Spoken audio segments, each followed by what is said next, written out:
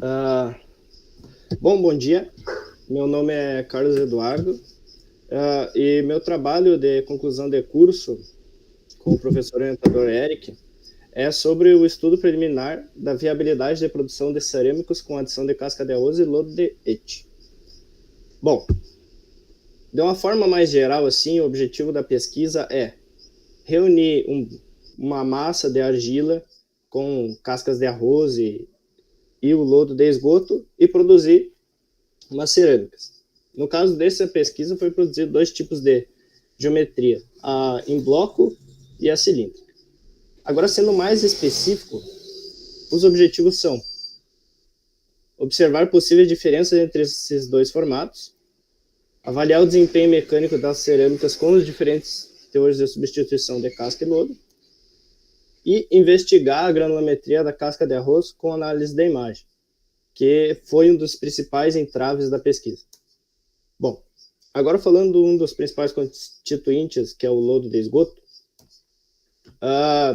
um dos problemas dele é que no Brasil 46% apenas desse esgoto é tratado, ou seja, são geradas muitas toneladas que atualmente são pouco do que elas podem ser futuramente. E um não tratamento do impacto desse lodo, ele causa a contaminação dos nossos mananciais e rios. Como a gente pode ver aqui, no Brasil tem uma extensão de 1 milhão de quilômetros de rios, 1 milhão e 600, e contaminados a gente já tem uns 140 mil. Ou seja, quanto a gente descartar esse esgoto direto no rio, maior contaminação no meio ambiente. Por isso se faz a importância do tratamento do esgoto. Aqui uma planta de geral, como é que é feito o tratamento do lodo, e da parte da decantação e filtração desse processo de tratamento do esgoto, a gente obtém partículas sólidas, matérias orgânicas, bactérias e minerais. Bom, atualmente os principais destinos do lodo de esgoto no Brasil, a deposição em aterros sanitários, mas ele também pode ser utilizado como fertilizante na agricultura e na fabricação de cerâmicas e adição em concreto, devido à sua similaridade com as argilas, tanto na caracterização física e química. Outro constituinte é a casca de arroz, que é muito importante aqui no nosso estado do Rio Grande do Sul, que é o principal produtor de arroz do Brasil, que são produzidos na safra 2020-21, 8 milhões de toneladas. E, bom, aqui a gente pode ter uma imagem do grão do arroz, né? Dessas etapas aí, a importante para o nosso estudo é o rice rusk, que é a casca de arroz. A casca de arroz é obtida do processo do beneficiamento do arroz. O arroz ele passa por um recebimento, a secagem, descascamento e a albrunização e a separação. E é a partir do descascamento que a gente obtém sua separação.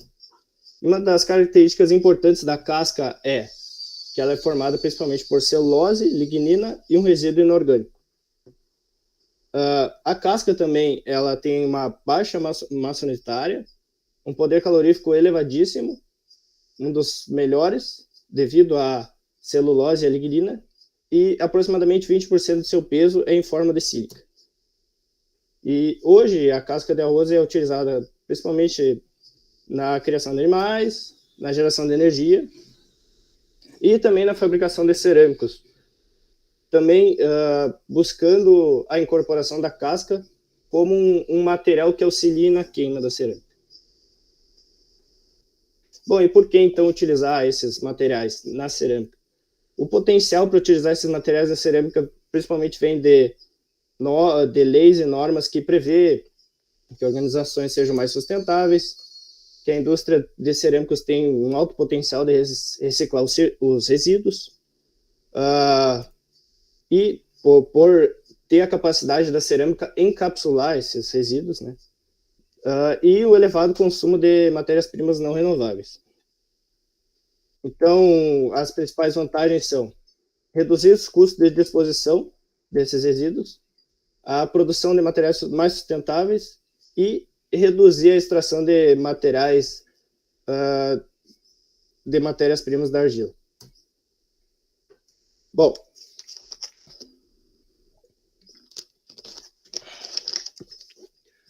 Aqui, a gente tem a principal demonstração do que é o estudo, que é a metodologia. A gente pode encontrar aqui a casca de arroz, o lodo de esgoto e as argilas. O nosso objetivo é juntar eles e produzir umas cerâmicas. Então, a gente parte desde a coleta, um beneficiamento e uma caracterização. Só que uma particularidade desse estudo é que a gente produz essas cerâmicas em escala reduzida. Ou seja, na hora que a gente for produzir em escala reduzida, os materiais como lodo e argilas têm um comportamento semelhante. No entanto, a casca necessitaria ser reduzida também, porque nada adiantaria moldar umas cerâmicas em tamanho menor e a casca ser maior que a cerâmica. Então, por isso, a gente fez uma parte bem importante dessa pesquisa, que é analisar essa casca a fim de viabilizar uma redução do seu tamanho para ela ser utilizada na produção. E outro entrave da pesquisa que a gente verificou é que essa produção em escala reduzida para os blocos cerâmicos ocorria vários problemas na fabricação, devido a entupimentos de bocais ou até a variações geométricas. E por isso, com o objetivo de simplificar e comparar esses dois formatos, foi moldado também cilindros, a fim de comparar junto com os blocos. E visando buscar comparar só os teores de adições, a gente definiu os teores de referência com 1, 2,5 e 5% de casca e adicionados com 2% de lodo, para os ensaios de retração, resistência e absorção. Bom, o processo da fabricação de cerâmica consiste basicamente, em todos os casos, pegar uma matéria-prima, dosar elas, misturar, extrudir, cortar, secar, queimar e verificar se deu certo o processo. Para a nossa pesquisa, conforme eu já falei, em escala reduzida, as geometrias que foram praticadas nesse estudo foram essas. Bom, então, indo ao nosso principal problema da pesquisa, que é a análise dimensional da casca, por utilizar a escala reduzida, a gente precisou realizar uma metodologia capaz de reduzir essa casca, garantir que ela ficou em escala reduzida, e foi realizada da seguinte maneira. As cascas foram submetidas a um processo de trituração por 60 segundos e eram passadas numa peneira de malha 8, com abertura 2,36, por 5 vezes, até a gente ter uma amostra bem homogênea. E a partir dessa amostra, a gente colocava sobre um fundo preto e essas cascas eram fotografadas a fim de analisar posteriormente num software de imagem. Bom, indo agora para a parte de como é que a gente fez as cerâmicas, o processo de dosagem, que era uma parte importante. Bom, primeiramente a gente definiu o volume total de extrusão, por exemplo, 60 litros, porque era necessário produzir no mínimo 150 blocos, 75 de blocos prismáticos, 75 de cilindros. E após a definição de um volume seco da massa de argila e sabendo as massas, as densidades da casca, a gente definiu os teores das cascas. E a partir dessa definição, definiu-se a massa de lodo que seria incorporada, e tendo as massas da dosagem e corrigindo com as massas iniciais antes do processo de extrusão, a gente obtinha-se a massa de água necessária para realizar a produção. Dessas unidades de extrusão, a gente pode ver que para os blocos, as unidades foram menores do que os cilindros. Isso deve-se ao fato de que para realizar a extrusão dos blocos era mais simples, porque no bocal tinha mais saídas e no cilindro era apenas uma única saída, o que resultava um esforço maior da máquina, a máquina precisava de uma relogia melhor, e pelo fato também de ser um único local, a máquina esquentava mais e necessitava um pouco mais de água. No processo de fabricação, ocorreu-se as etapas aí, onde a gente pegava o blend de argila, misturava, homogeneizava, extrudia as cerâmicas cortava elas e realizava o processo desde a secagem até a queima.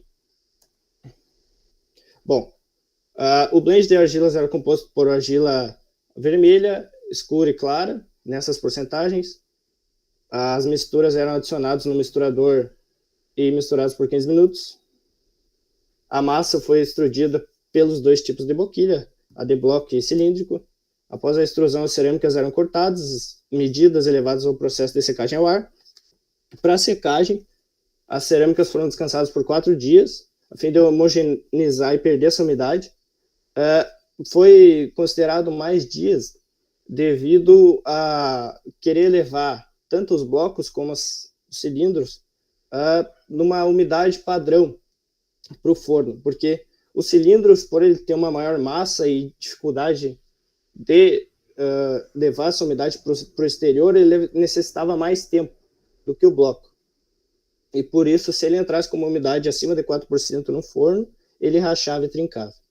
Então, submetidos ao processo de ciclo de 12 horas, e na queima 10% até 500 graus, 2,5 até 600 e finalmente aumentado até 900 graus, mantido no patamar de 3 horas. Bom, conforme eu já falei, um dos principais problemas era a mistura e a extrusão, onde a gente podia ver uma amostra mal homogeneizada e entupimentos do bocal, os efeitos do coração negro, que devido ao gradiente de temperatura interna, devido à espessura do material e o teor orgânico também, que a fase líquida dentro do material começava a se formar primeiro que a externa, ou seja, ocorria o entupimento desses gases e aprisionamento, o que gerava, devido à matéria orgânica, a criação de gases de dióxido de monóxido, que se combinavam com óxido de ferros e gerava coloração preta ou acidentada, e as rachaduras após a queima devido a esses cilindros com maior massa cerâmica terem dificuldade de perder a umidade ao ar. Bom, para caracterização, o lodo de esgoto foi obtido da empresa de São Gabriel Saneamento. As amostras foram obtidas num tanque lá, separadas a cada 10 metros. As argilas da cerâmica Paulus e a casca também. Foram realizados esses ensaios por outros integrantes do grupo de pesquisa e os resultados obtidos foram esses. Para as argilas, a gente obteve essas propriedades físicas. Nota-se que a argila escura tem maior teor de matéria orgânica e as argilas claras, por ser mais um material arenoso, maior granulometria, não conseguiu se realizar os ensaios de limites. E nota-se então bastante óxido de silício, alumínio e ferro, ou seja, basicamente 80% da sua composição era esses 3 químicos. Para o lodo de esgoto, a gente nota-se um elevado teor de matéria orgânica, 26%. A similaridade com as argilas, a mesma composição desses óxidos é da argila, e devido a essa elevado teor de matéria orgânica, ela tem um elevado perca ao fogo.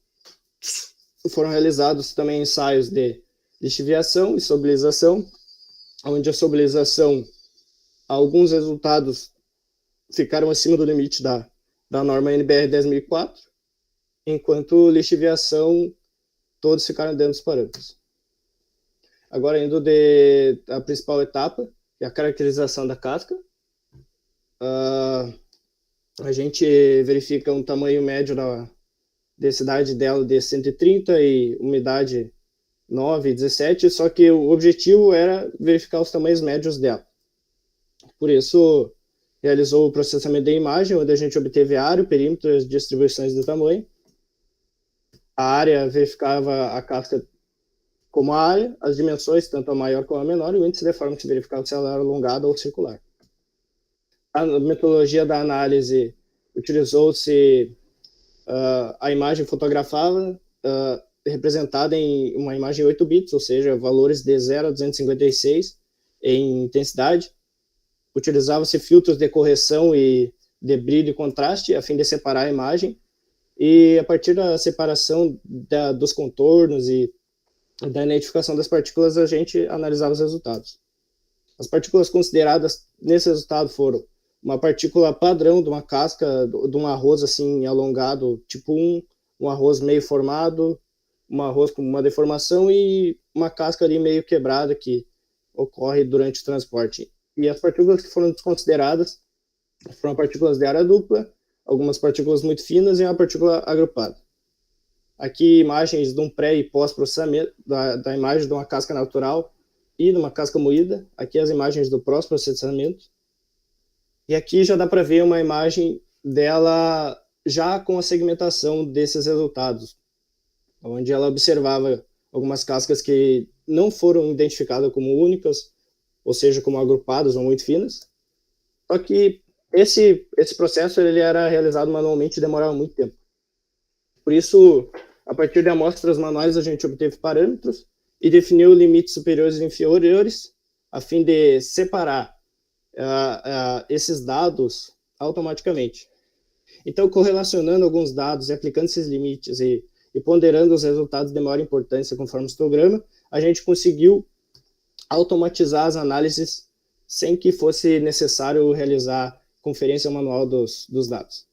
Então, os parâmetros obtidos para partícula natural foram esses aqui, da área de 1,4 a 16,5, que é o principal parâmetro da pesquisa, que a gente observou. E, bom, os resultados que a gente tem para a partícula natural, tanto a amostragem manual como automática, foi que a variação deles foi menos de 2%, ou seja, comprova a eficácia do método automático e a agilidade dele. E, então, para a área da partícula natural, a gente obteve uma média de 9,65 e para a moída também obteve esses mesmos parâmetros. Com variação inferior a 2%, a gente obteve para a área, então, um 1,77 e para as outras dimensões analisadas. Disso, comparando a amostra natural e moída, o resultado foi que se a gente alcançou o objetivo de obter uma amostra com tamanho 5 vezes menor que a natural, na maioria dos casos. E solucionado esse nosso problema de casca e análise, a gente partiu para os ensaios de caracterização de cerâmicas. Então, aqui a gente tem um gráfico da retração dos blocos, onde essa cor mais escura representa a principal etapa, que é a da secagem do verde para seco. A gente nota que aonde tem teores com adições de lodo, as retrações na etapa verde e seco foi maior que nas que foram adicionadas somente com casca e referência. A gente nota também que todos os ensaios apresentaram uma expansão pós-queima, devido a esse teor de matéria orgânica e aprisionamento de gases. O mesmo vale para os cilindros também, uma maior expansão conforme da etapa verde para seca, maior retração, né? E também uma maior expansão devido a essa maior concentração. Aqui é um gráfico mais detalhado, mais aprofundado da retração. Aqui a gente pode ver ali, da letra A até a G. Da A seria a referência e G a com maior substituição. Daí foram realizadas as medidas das retrações para os blocos nas 3 dimensões e do cilindro em 2 dimensões. A gente observa que no verde, as principais dimensões que não eram relacionadas ao corte da amostra, elas tinham uma planificação, ou seja, um resultado muito constante. E conforme, verificando de novo ali, conforme a adição de lodo, as amostras com lodo tiveram maior retração. Isso vale também para os cilindros. Então a gente conclui que as faces de corte apresentaram maior variação dimensional, uma maior tendência à retração de teores com lodo e medidas verdes com pouca variação, onde não era realizado o corte. Aqui uma representação visual e um resumo dos resultados. E repetindo, a conclusão é que a retração na secagem foi maior, a expansão ocorreu em quase todos os casos, os cilindros tiveram maior retração do que os blocos e também uma maior expansão, e os teores com adição de lodo aumentaram essa retração. Aqui outro ensaio que foi realizado foi a absorção de água, onde a gente nota um aumento significativo da absorção conforme a adição de casca e lodo, e o aumento de 11% desde a referência até teores com mais adição. Aqui os resultados das cerâmicas para os ensaios de resistência foram realizados por dois métodos, o método da normativa brasileira e o método da normativa americana. Pelo método da normativa brasileira, observa-se para os blocos uma resistência planificada, sem muitas alterações, entre 16 e 13, e para os cilindros entre 26 e 24, essa maior resistência devido à maior altura e simplificação da geometria do cilindro. Então, nota-se um desvio padrão relativamente baixo, entre 13 e 4, e indo de encontro a esse desvio padrão entre 13 e 4, realizou-se ensaios de variância, a 9. Disso, a gente olha para eles e verifica que, para os blocos, obteve uma maior variação e para os cilindros não. E aonde obteve-se uma maior variação foi na distância entre teores, ou seja, da referência até o teor que tem a maior adição. E olhando para eles assim, a gente não nota nenhuma diferença significativa, já que o valor de significância foram todos maiores que 0,05. E agora, olhando para os ensaios de Weibull, a gente nota... Bom, o ensaio de Weibull é assim, conforme a gente observa o M, que é o módulo de Weibull, conforme maior esse módulo, maior a confiabilidade dos resultados, e conforme menor a confiabilidade. É para ser uma representação mais fiel de uma variação, de uma análise de variação, um desvio padrão. Nota-se que para os blocos o módulo de Weibull ficou entre 4 e 5, enquanto que para os cilindros o módulo de Weibull ficou entre 6 e 7, quase 8. Então, nota-se que o módulo de Weibull para as amostras cilindras apresenta uma maior confiabilidade para os nossos resultados. Então, as conclusões da pesquisa foi que foi possível produzir cerâmicos diferentes com adição de casca e lodo, sem que haja mudanças significativas nos resultados e nas características. Os formatos cilíndricos apresentaram uma maior confiabilidade com relação ao módulo de Weibull do que aos blocos, e é viável o uso da análise da imagem para extração de dados de amostra, desde que o processo para garantir a qualidade seja automatizado. Isso aí. Muito bem, Carlos. Tá. Me passou um pouco.